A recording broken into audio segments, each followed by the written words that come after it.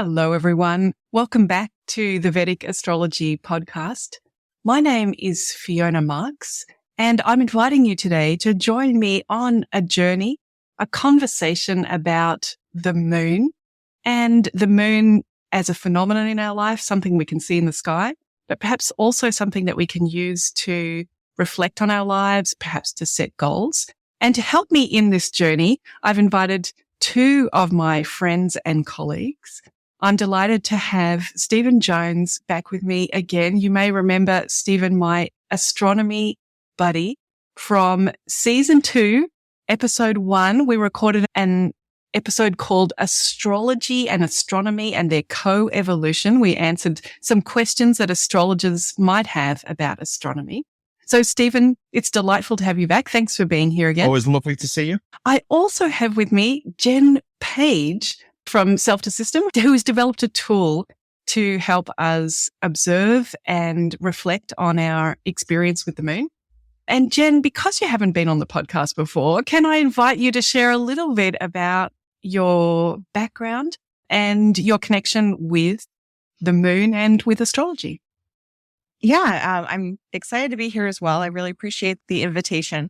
So I really got into astrology over the time of the pandemic and thinking about what are some things that I'm interested in, but are on the edge of what my normal thought process is. And the astrology piece started coming up because I was really interested in astronomy before and the history and all those types of connections. And I love anything that is a different system or way of seeing the world and kind of these tools that can help us think more about what might be coming up for us intuitively and allowing us to make a judgment call of, okay, does this work for me? Doesn't this work for me? And that just gives us data. It gives us information about how things play together. So my background is in biological and physical sciences to start off with. I looked at the tracking behavior of blue crabs with my doctoral research. And so that was very goal-oriented behavior in a lot of ways. And so taking lots of pieces of information and trying to figure out how to reach a goal with all of that. And then I moved into education because that was really important for me of like, how do we understand things and communicate with each other and help students really find meaning in what they're doing and connections to the real world and give them the tools that they need to make their own interpretations in their own way in the world with the skills and kind of development that way. So I'm still in the field of education. Over the pandemic, I started looking at the astrology as a new tool to add to the toolbox and got connected with you, Fiona, through the Varshafal exploration of looking at our solar year and how the astronomical with the astrological. And I'm excited because I have with me today two scientists, two science educators, and it's going to help me with the left brain and the right brain. Left is generally tends to be slightly more analytical, slightly more systematic, list-based ways, and right brain tends to be a little bit more holistic, perhaps. But again, we're all a mixture of both. And you could argue that modern science is really, it's more a right-brained activity because you need a certain amount of imagination when you're developing sort of ideas and developing theories. Exactly. And so in our conversation today, we might have some quite factual-based astronomy stuff to talk about. And then we might move also into some quite imaginative stuff as well. And I think that's beautiful because the moon in astrology is a symbol for our imagination. And as you say, Steven, all scientists have to imagine their theories first, and then we can go and gather some facts to test these hypotheses or test these ideas.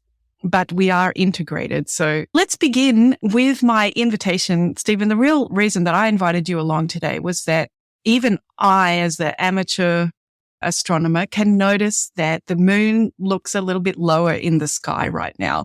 As I walk my dog, the last walk of the evening, I'm always so happy if I get the chance to see the moon. If there's not too many clouds, I can see what's going on. And I have an awareness of where the moon rises.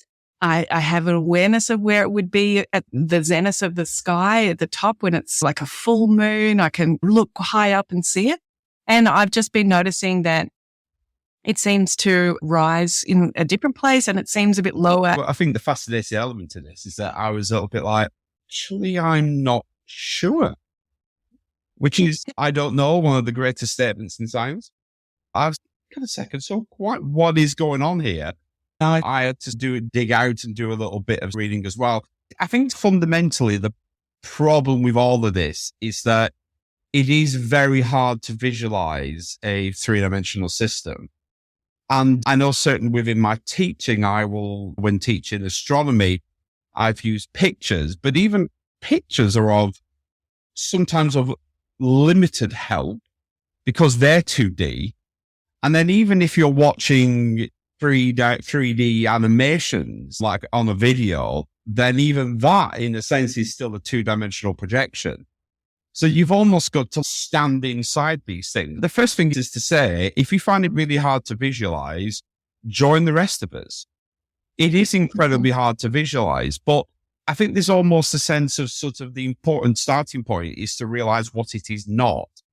And I think we so much think of it as just this two-dimensional thing, or like a picture you read in a book, or it's a flat plane.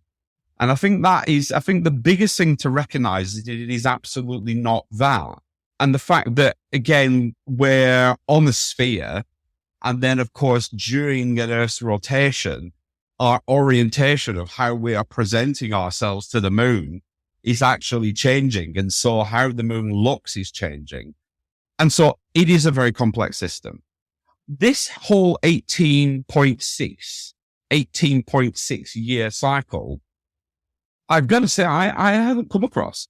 I have not heard about it. And that's where astrologers or Vedic astrologers might be like, oh, we know about our 18.6 year cycle because the cycle of the nodes, the lunar nodes, is on that cycle as well. So that's a number that we would probably be like, oh, I know something about. The 18.6 year, I suppose people naturally have a perception of how the sun moves in the sky. Actually, I'm going to completely take that back. I think a lot of people don't, actually. And if you say to people, where does the sun rise and where does it set? I think a lot of people will even have an issue going rises in the east and sets in the west. I'm not convinced how many people would even say that. Because people don't have a sense of north, south, east, west anymore, because people don't need that in their daily lives. So the fact that people might be able to say the sun rises in the east and sets in the west, but of course you might get that from some people. But then the fact that you'll then go, actually some days it actually more rises in the northeast or the southeast. And again, I think to most people that would be a surprise, because to those people who are not looking at the sky, and actually I think most of the time people are not looking at the sky. And on a daily basis, people's connection with the sky is probably less now than it has ever been. Exactly. This is why I got you and Jenn together today, because her tool is about helping us look at the sky and the moon. And I think you're right that we are disconnected from these phenomena that are literally right out the window. Of course, most people are living in towns and cities now with light pollution, which is a whole other issue. People are not linked and they do not really know what's going on in the sky. The fact I do have a sense of the sky, because I'm interested in astronomy, I know over the course of a year that the path which the sun takes across the sky changes. But again, the path which the sun is taking is changing because it is a complex three-dimensional system. And I suppose at this point we have to mention the ecliptic. The way that I was taught it and the way that I teach it as well is that you can fundamentally think of the ecliptic in two different ways. In that if we think about the Earth, which is in orbit around the sun, as the Earth orbits the sun, it effectively orbits it in a plane, if you like, a two-dimensional plane, and we could call that the ecliptic. So that is one way of thinking about it. And so in terms of an orbital system, that is rather useful, thinking of the Earth orbiting the sun in the ecliptic. And so then if we look at the other planets in the solar system, most of the planets are orbiting not on the ecliptic, but at angles close to it, within a few degrees. And most of the minor planets, objects in the Kuiper belt and such beyond Neptune. So that's one way of thinking about the ecliptic. If we look at the position of the sun against the background stars, which appear to be fixed, they are not truly fixed, but in a sense they do appear to be fixed. So during the course of a night, those stars, those constellations, asterisms, they move across the sky because the Earth is spinning on its axis. But generally, the relationship between those points of light, those stars, are fixed. So if we're watching the sun over the course of a year, and I guess we will need to talk about what a year is in a moment, as the sun moves across the background stars, then the sun's position against the background stars changes, not just daily, minutely, secondly, and it changes. And if you join up, if you like, you plot the position of the sun against the background constellations, the line that traces across the sky is the ecliptic. Because certainly within astronomy, we have the celestial sphere, and we talk about the celestial sphere almost like all these stars and planets and nebula are like painted up on the inside surface of the celestial sphere, and the celestial equator and zero right ascension, all the declination points. It is like we're back in with Ptolemy and we're in the geocentric. So we have a measurement system that looks at it that way. But then, of course, we have appreciation that over complex things are happening. Perception is the key here, of course. We were talking about the 23.5 degrees is the reason we have the seasons. So the fact that the Earth's axis of rotation, this imaginary line that you could put through the center of the Earth like you've got a globe. So that stick, if you like, that axis is at 23 degrees to the ecliptic. So the fact that we have this axis at 23.5 degrees is why during the course of a year, the passage of the Earth's orbit around the sun means that the path which the sun takes across the sky varies. And so we have the sun is higher in the sky in the summer. So I think people may have a sense of that. But then, of course, the moon does the same thing. So the moon is orbiting at about 5 degrees to the ecliptic.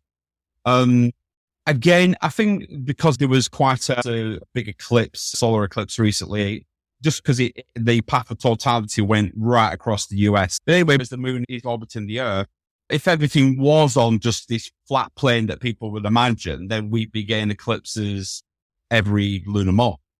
But then the fact that the orientation of the moon's orbit is at 5 degrees to the ecliptic means you've got to wait for the Earth so the moon to line up. So the bit that actually I hadn't realized the 18.6 is that if you think about the orbit of the moon now and think of that as like a little record, a little disc, that sort of tilted 5 degrees to the ecliptic. So if you imagine this, the plane of the orbit of the moon, and we put a little stick at 90 degrees to that. So that again is pointing up at 5 degrees to the ecliptic. But that little stick, if you like, that sort of axis of the orbit of the moon is precessing. And that's precessing, and that's got the 18.6 years. So I was actually, and I hadn't realized that. So it was a quite nice learning experience for me. It's quite fast actually. So the fact you've got 18.6 years precession, so the angle the moon is at, the 5 degrees stays the same, but the angle at which the axis is pointing is sweeping around like a spinning top or a gyroscope moving around. And so that then is shifting the path which the moon takes across the sky. And so that's how we end up with the sort of the maximum altitude of the moon above the horizon is changing. And of course, when you get to these stationary points, which is another big thing in sort of astronomy, because we've just passed one of these points, I believe. I think we've back in May or something, wasn't it? So if we are constantly watching, if you like, the position of where the moon is rising or setting on the horizon, we will notice that is shifting during the course of the year and then over this 18.6 year cycle. And I think we've reached a maximum, haven't we? So it's the maximum amount which I think the angle between which the moon rises and sets. And so I think the precession thing is interesting because, as you were saying, the Earth is precessing, but the Earth precesses it's like 1,000 years. Yeah, very slowly. Precession of the Earth, but the moon is on the 18.6. That's the rationale for it. But it's something which it's not easy to notice unless you're really going out of your way to watch it.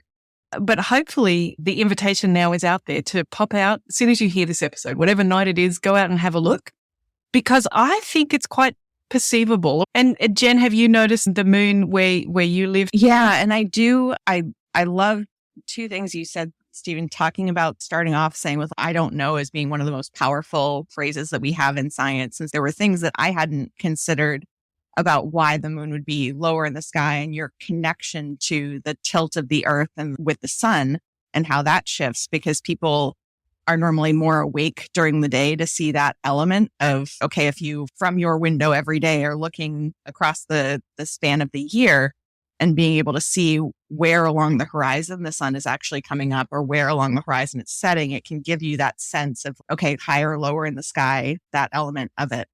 And that really helped connect the two things with the moon for me that I hadn't considered or thought about before, of like its tilt being off of the ecliptic and causing similar pieces. So that was just fun. And I'll say also that it really hasn't been that many years where I've recognized that the moon even rises or sets at different points in the night. So when you were talking about what things people take for granted or don't actually know about the east-west of the sun rising and setting and whatnot, and how it might be a little more northeast or southeast or whatnot, it wasn't until I started paying attention even to the moon to recognize, oh, okay, so when it's the full moon, when I'm actually like super paying attention to it, that's when it's really doing the full arc of the night sky, when I would think of being like, oh, the moon's out all night, versus when it's, even though I knew the science behind why we had the reflection and what the relationship was to the moon, earth, sun, for some reason that never translated to me thinking about the timing of the rising and the setting until I really started thinking about it and looking at it. So yes, I've noticed that it's lower in the sky. It just amazes me how many things are happening that unless you actually pay attention to them and really think about them, it becomes even more fascinating. The thing is, I find the Metonic element, I find this more interesting because this sort of comes back again to the sense of time.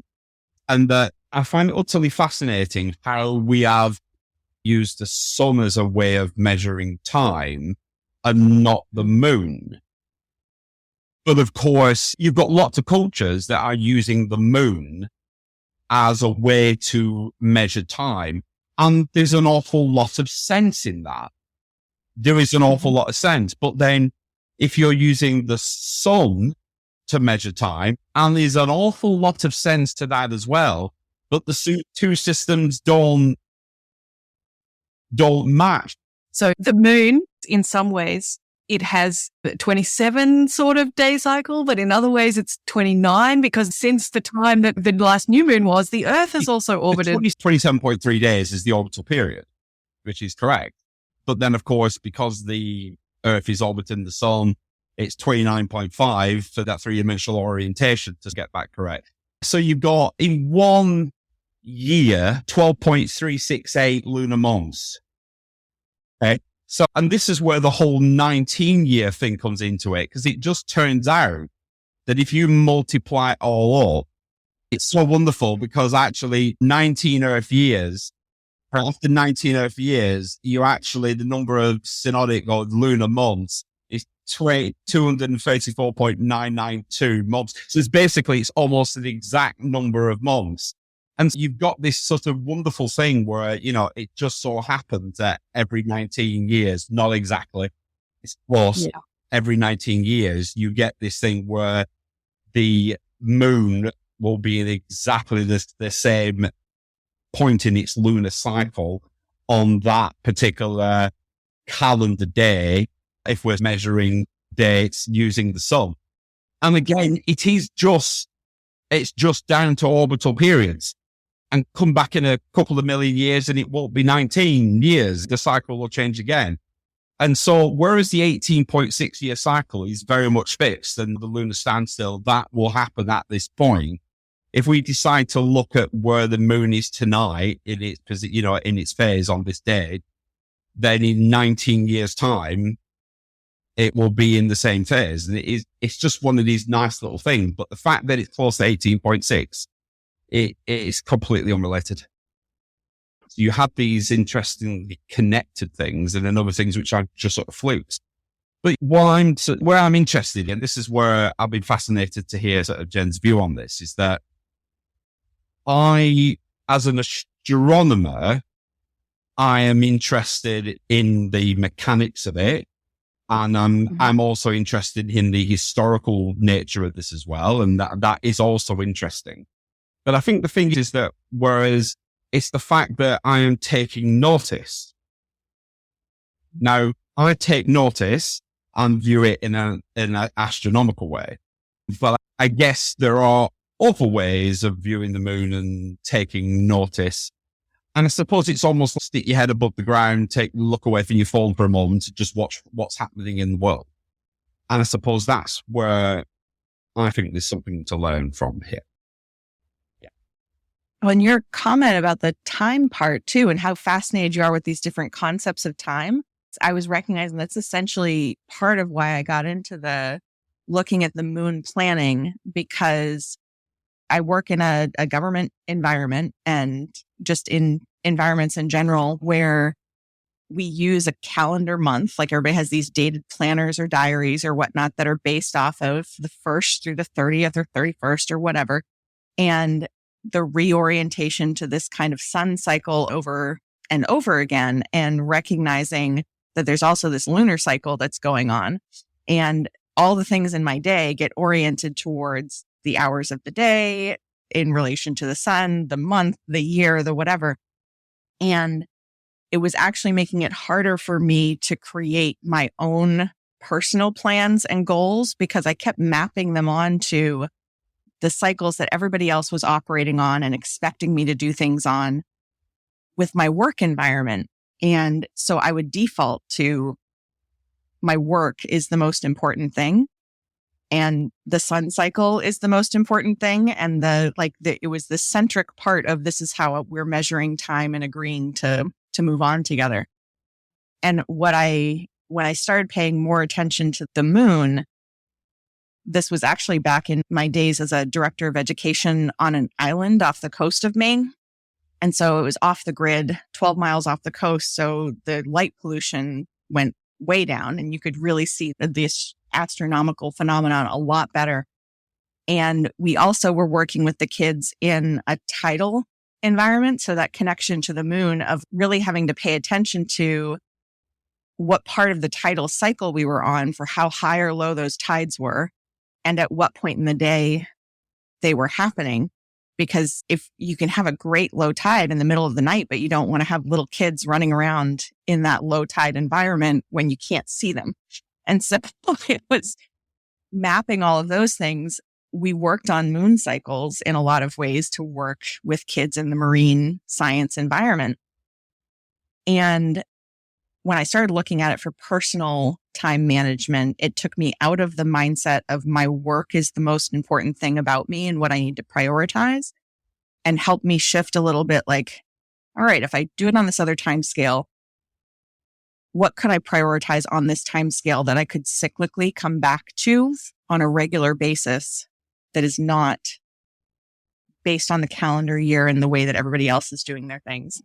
I basically put my own personal goal setting, like what do I want to do with my relationships and what do I want to do with my hobbies or my finances or whatever. I put that review cycle on the moon cycle because it shifted things enough all the time compared to your normal Sunday through Saturday work week that I didn't get into a rut where the work was always put as the most important and the first thing. So that's really that conception of time and how we do it traditionally versus these other ways of knowing about time or thinking about time is really how I got into thinking about these things and how we can, how I can use what, like you said, historically has been a really important source of information for cultures for a long period of time that we really don't do a lot with right now. And if I try to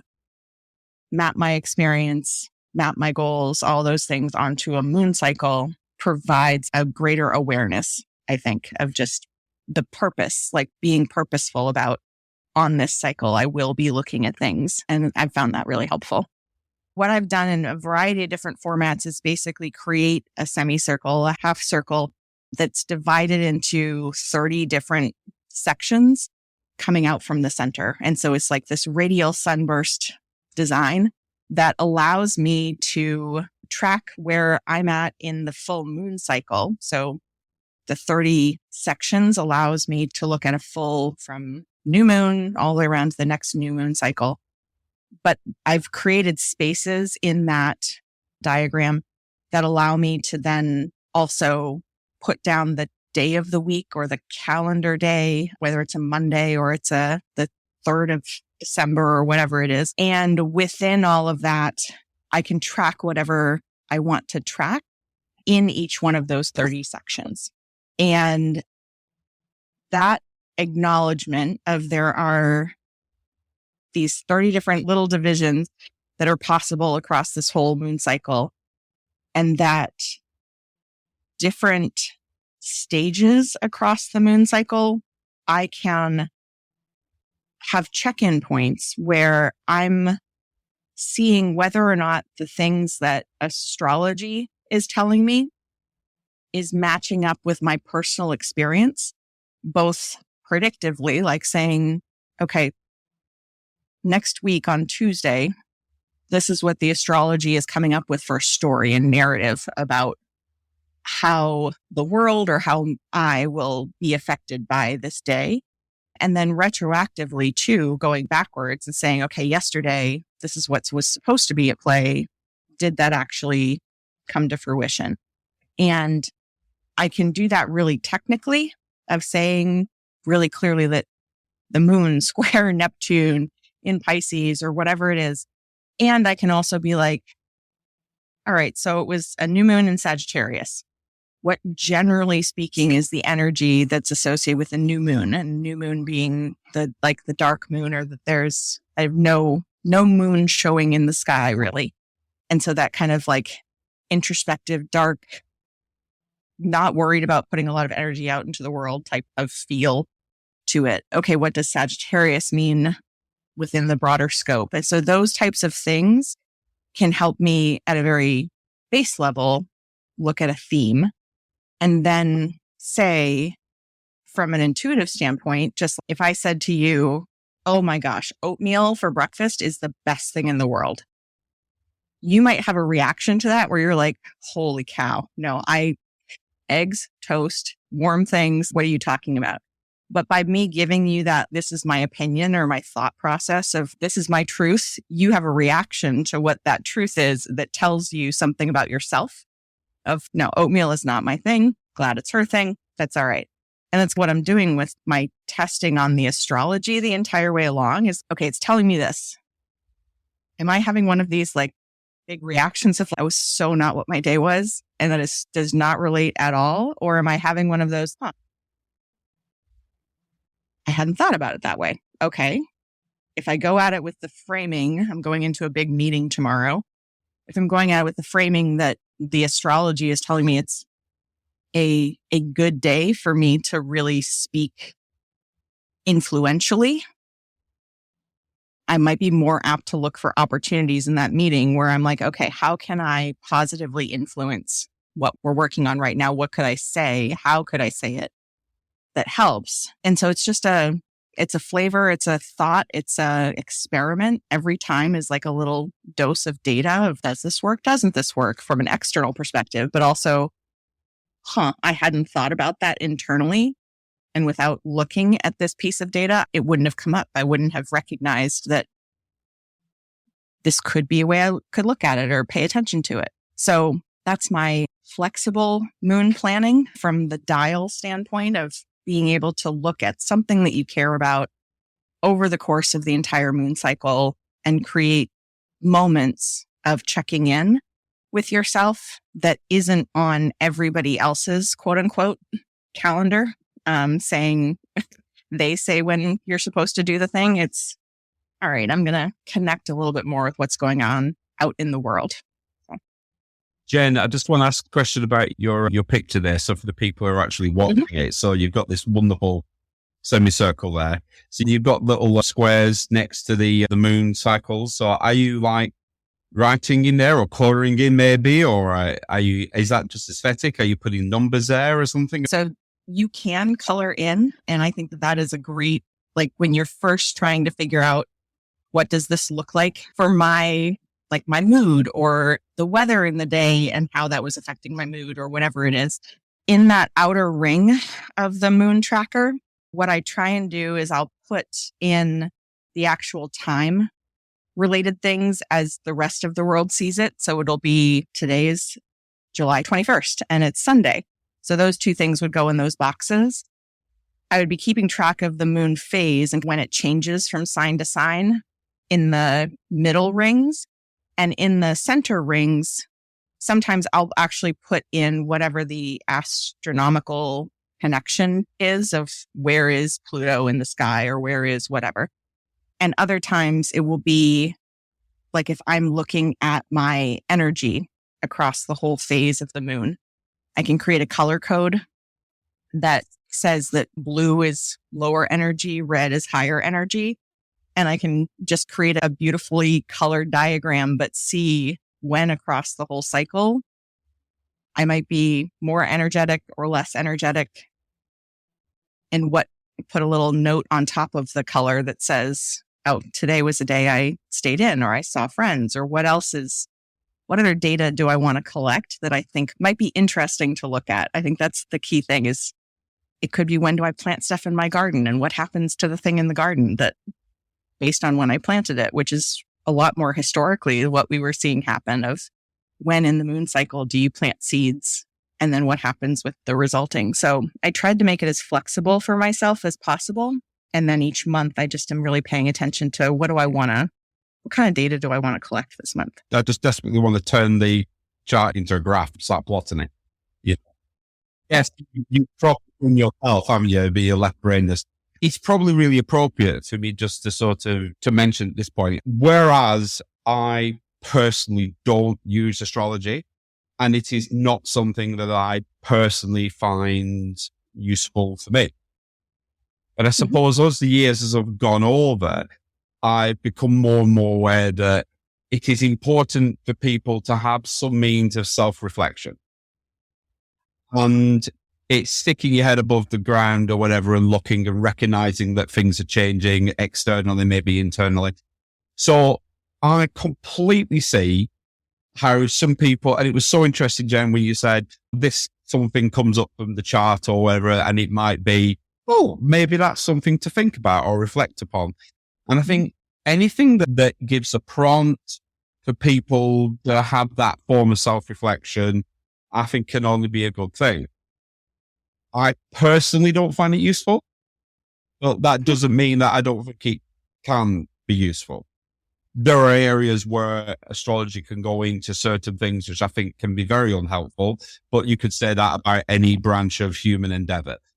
And I've certainly done things like tracking my own mood as a self-care sort of thing. And I've number systemed over dates and times. When I first started dabbling with astrology, honestly, like from the scientific standpoint, some of the stuff that you were talking about, Fiona, of being associated with the astrology as a scientific person or as maybe that stigma associated with it that doesn't necessarily need to be there because it really is, like you said, Steven, it doesn't matter what human endeavor we go into. There is always this continuum of helpful elements or challenging elements. It's not that anything that we get into is all helpful or all not helpful or all good or all bad. It's what elements are you taking? What are you using them for? And so that's why I keep looking at things as regardless of what it is, it's a tool and how we use it is what provides the value to us as an individual or to other people. And I'm just laughing because like even your comments on the tracking, like I have so many bullet journal things where I'm like tracking my mood and different things during the day. And that element of self-study and self-reflection, as I've understood myself better, it helps me understand other people and relate to other people more as well.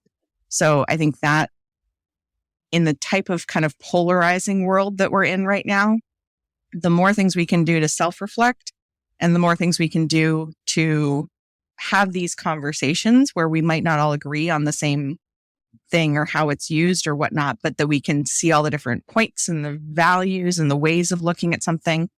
There's so much value in that, and especially value in helping students be in that space of, I don't know, I'm willing to learn, I'm willing to listen and have those dialogues, which the IB curriculum is really good at, and you as an IB teacher are really good at. Those are so valuable for, I think, the world that we live in and how we interact as humans. across all these areas of difference. I think on our conversation today, it's been really interesting to contrast the sun and the moon, which we've spoken about so much, the sun and the moon in this conversation. And in astrology, we allocate qualities like masculinity and consistency to the sun, and to being direct, to being externally focused.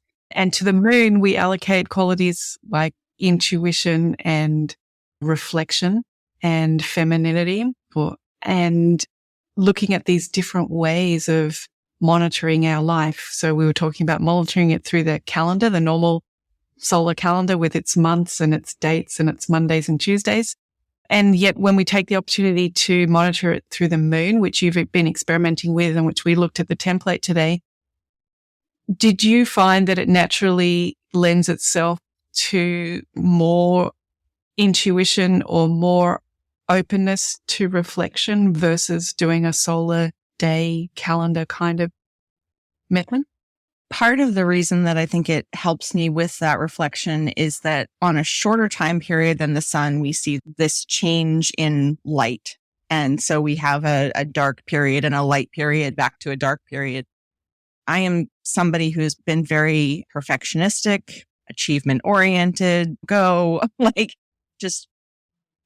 I didn't always understand the concept of that fading and that cyclic. Okay, sometimes I need to put out more energy. Sometimes I need to rest, because our society tends to reward that outward facing, putting things out type of energy. And so the moon started as a self-imposed cycle of I'm going to do more at some points, and then I'm going to purposely not do as much at other points. And so instead of starting off as being oh, how do I feel at this point? It's no, gosh darn it. It is the new moon. It is dark. I'm going to force myself to slow the heck down.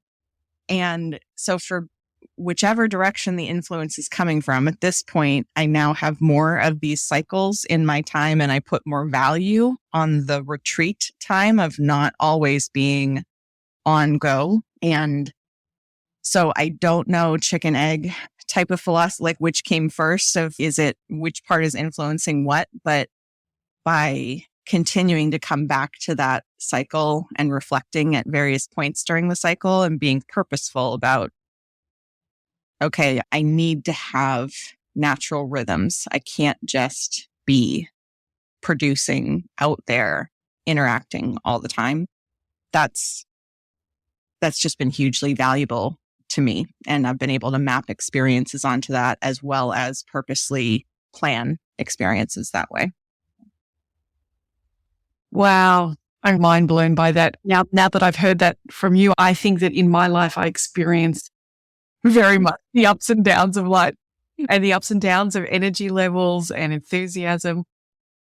So the thought of consciously having to program that, hey, let's have some downtime, is just mind blowing to me. But isn't that interesting, helpful, amazing that our enthusiasm and our output, maybe it isn't supposed to be 100% every day, all day, 365 days a year.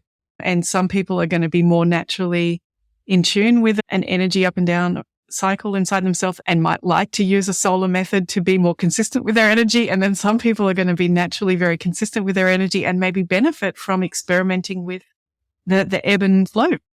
Is there a way for people to contact you, Jenn, or if somebody's interested in monitoring the moon, is your template available? Tell us a little bit about that. Yeah, I can definitely add stuff for Fiona to put in the show notes so that there's a direct contact. My email contact is just jenn@self2systems.com, JENN, 2 N's.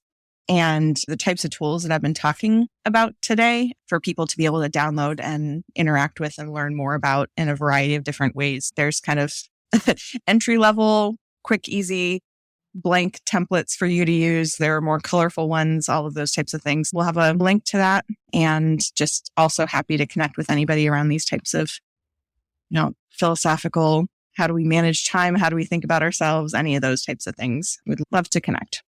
I really looking and talking with people about what's going on in their life, how they work, how they think, and then trying to think about what tools actually might should help. I don't think one tool, one person is necessarily the right fit, because we also go through seasons and cycles of our own life, and what's going to work for us this month may not work at all for next month. Whether it's you've got a new child in the household, you change jobs just as we age and our philosophy changes.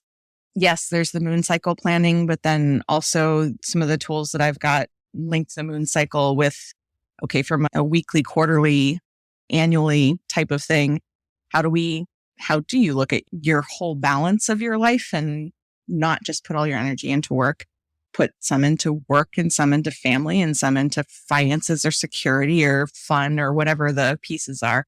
And even the idea of the bullet journaling system of like, how do you track the present and then mindfully think about the future? So whether it's my tools or other tools, it goes across all the different areas of life and what works best for people. And that's a beautiful full circle moment, because that's actually how Jenn and I met, is that a friend of mine approached Jenn about developing a unique system, a reflection system and planning system. And that's how we connected then through that mutual friend. So you never know what might come of that. And I like that it's using a tried and true scientific method, isn't it? Observation is a very important part of being a scientist, is just noting down things. And this is what you're bringing in to, although it's this particular system that we're talking about on the podcast, because it's the Vedic Astrology Podcast. Right. We're talking about a moon system, but it's just bringing in that data analysis, looking for patterns, noting down something that I want to focus on. Like you suggested, might be energy level, or maybe it's your mood, or maybe it's what you eat each day, or exercise level, or anything, whatever we put our attention to, that's what we can make decisions about or make observation stories about. And if we don't pay any attention to it, all of that information just passes on by. So we're using the skill of observation. And recognizing it goes across all different disciplines and ways of thinking about it. Like whether you're a chef and the concept of mise en place, where you've got the all of the organization pieces and the awareness that goes into how do you run a kitchen effectively, efficiently, or whatever. There's data pieces that go into it. And then there's the system that you create that helps to move things smoothly. And it's the same thing for a teacher when you're thinking about lesson plans, and whether you're a little more experienced and fly by the seat of your pants in terms of, I've done this lesson a bunch of times and I will be able to roll into tomorrow and I'm good to go. Or you need to really plan things out minute by minute. Those types of things not only change with the environment that we have, but with the person and what else is going on. I think there's the, what do we track? How do we track it? And then how do you move beyond just tracking something and actually making meaning out of it or taking action from it? And all of those things have personalization and flexibility associated with them that are just, that's where you make it meaningful for you. Yeah. And that's where people might like to work with you to develop their own unique system. Then all that is left for me is to thank you both so much for being generous with your time today and indulging my interest in the moon and what might be going on up there in the sky, and what I could also do to observe and use the moon as a goal setting or reflection setting tool. I really appreciate everything that you guys have contributed, and I can't wait till the next chance that all the three of us get together to be here on the Vedic Astrology Podcast again. All right. Thank you very guys. much. Thank you. Pleasure. Thanks, everyone. We'll see you again soon, but bye for now.